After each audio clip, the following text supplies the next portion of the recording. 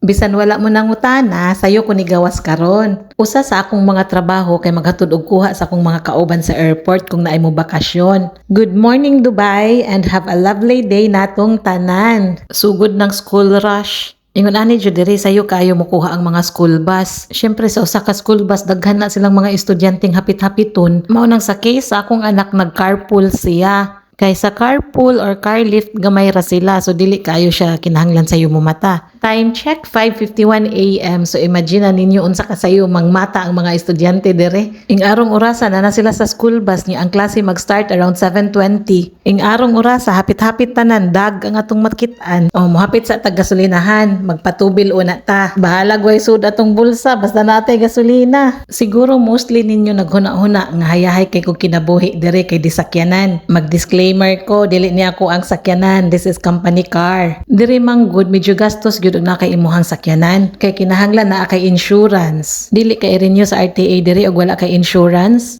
Before renewal pod kinahanglan i-test pa na imuhang sakyanan. Dapat perfect condition na siya. If hilis imong ligid, i-fail jud kanila. Bisan kanang mga tail light, kanang mga lights sa sakyanan, ug pananglitan gani ang kanang iyang bildo dili na siya clear, kinahanglan imo pa nang ilisan, dili kanila papasaron. Ing ana ka stricto ang authority dere. Pero sa bagay para ramsad siya sa safety sa tanan. O di ana niabot nami sa airport. By the way, kaning Dubai, tulo ka buk ang airport ani nila, Terminal 1, 2 and 3. So today mao ni siya ang Airport Terminal 2. Medyo less crowded ni siya kaysa Terminal 1. Ang Terminal 3 pod exclusive ra to siya sa Emirates. O akong hitsura gibunot ra ni sigdaanan. Walk up like this ra ni diretso sa airport. Wala na lang pug ko manghilamos. Oy kay wala may muhalok nako dire.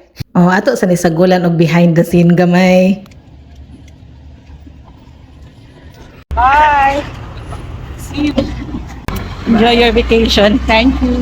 Regards to your family. Bye. Guwapa jud kaayo ang sunrise. Grabe gyud. Maka-in love.